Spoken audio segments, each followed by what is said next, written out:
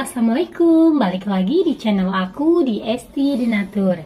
Kali ini aku mau berbagi info mengenai pengertian dari asma. Yuk kita simak video lengkap berikut ini. Asma adalah salah satu masalah paru-paru yang membuat pengidapnya kesulitan bernafas akibat peradangan dan penyempitan pada saluran pernapasan. Tak hanya kesulitan bernafas, asma juga menyebabkan gejala lain seperti menghi, batuk-batuk, dan nyeri dada. Saluran pernapasan pada pengidap asma lebih sensitif dibandingkan dengan orang lain tanpa asma. Ketika paru-paru teriritasi akibat zat pemicu seperti asap rokok, debu, bulu binatang, dan lain-lain, maka otot-otot saluran pernapasan pada pengidapnya menjadi kaku dan menyempit. Nah, seperti apa sih gejala asma? Seseorang yang mengidap asma bisa mengalami beragam gejala seperti sesak dada, yang kedua batuk, terutama pada malam atau dini hari, yang ketiga sesak napas, kemudian menghi yang menyebabkan suara siulan saat mengeluarkan napas. Nah, pola gejala pada setiap pengidap asma pun ini bisa berbeda.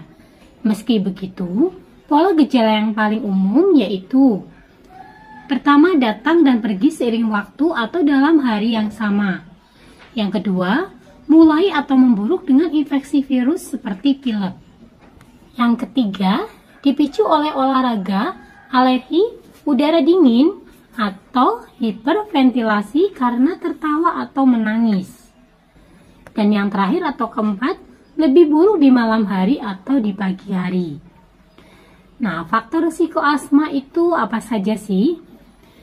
Bakteri yang berasal dari debu sering menjadi pemicu utama penyakit asma. Bakteri tersebut bernama endotoksin yang umumnya berada pada perkakas rumah, terutama di kamar tidur yang menimbulkan gejala asma. Faktor risiko lain yang dapat memicu penyakit asma antara lain rokok, bulu binatang, kemudian udara dingin, adanya infeksi virus, adanya paparan zat kimia, aktivitas fisik, adanya infeksi paru-paru dan saluran napas bagian atas, kemudian adanya pekerjaan tertentu seperti tukang las, kayu, atau pekerja pabrik tekstil. Emosi yang berlebihan, tertawa terbahak-bahak, atau kesedihan yang berlarut-larut, itu juga bisa menjadi faktor risiko atau pemicu ya. Dan yang terakhir, alergi makanan seperti kacang-kacangan. Untuk penyebab asma sendiri, di mana ketika asma adalah jenis penyakit yang dapat menimpa segala usia. Nah, kondisi ini paling sering disebabkan oleh debu, asap rokok, bulu binatang, udara dingin, aktivitas fisik, infeksi virus, sampai paparan zat kimia seperti tadi di atas juga di awal juga sudah diinfokan. Namun hingga kini penyebab utama asma belum diketahui secara pasti. Kendati demikian, pengidap asma terbukti memiliki saluran pernapasan yang lebih sensitif. Ketika paru-paru terkena iritasi, maka otot saluran pernapasan jadi kaku dan menyempit. Kemudian produksi dahak meningkat sehingga membuat pengidapnya kesulitan bernapas. Pada anak-anak, gejala asma akan menghilang dengan sendirinya saat memasuki usia remaja. Namun anak-anak yang memiliki gejala asma cukup berat, kondisinya bisa bertahan atau muncul kembali di masa mendatang.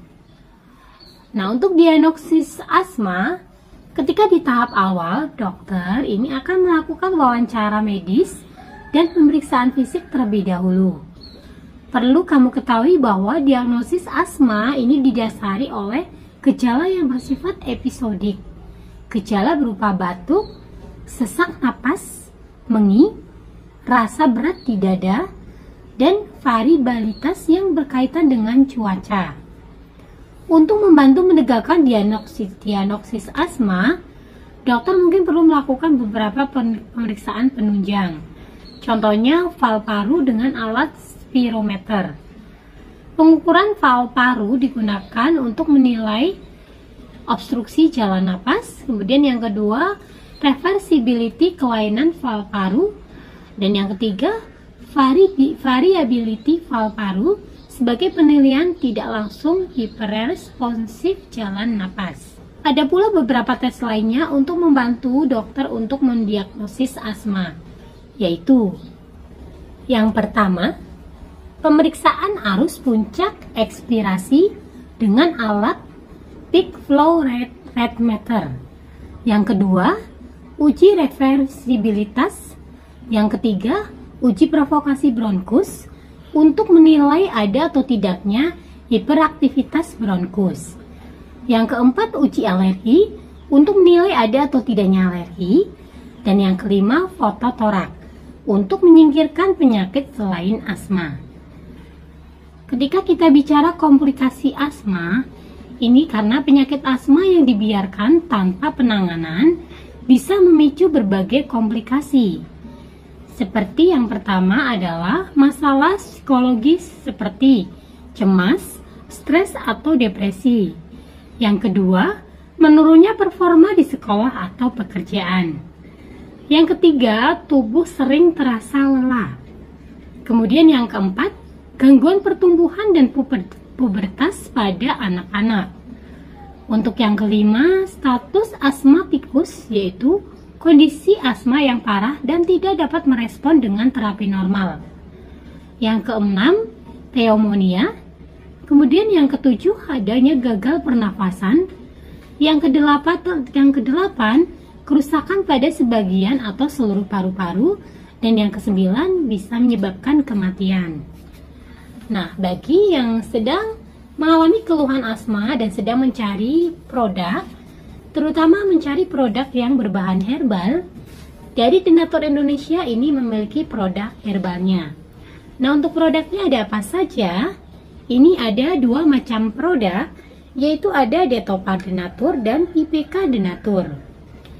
Tidak perlu khawatir untuk keamanannya karena produk-produknya ini terbuat dari racikan bahan herbal alami. Selain itu, untuk produknya pun ini sudah terdaftar di BPOM, sudah ada izin Dinkesnya, dan bagi yang muslim juga tidak perlu khawatir karena sudah halal MUI. Dan Denatur Indonesia ini sudah memiliki ISO 9001-2015. Di setiap botolnya pun ini tertera nomor POM TR yang sudah didaftarkan. Untuk Detopar Denatur, nomor POM TR-nya 163-394-651. Kemudian untuk PPK Denatur, ini POM TR-nya 173-399-911. Nah, demikian untuk informasi kali ini. Semoga bermanfaat. Dan bagi yang ingin memesan produknya, silakan langsung hubungi saja kontak kami di nomor 081 329 878 999. Sampai jumpa di video berikutnya. Terima kasih. Wassalamualaikum warahmatullahi wabarakatuh.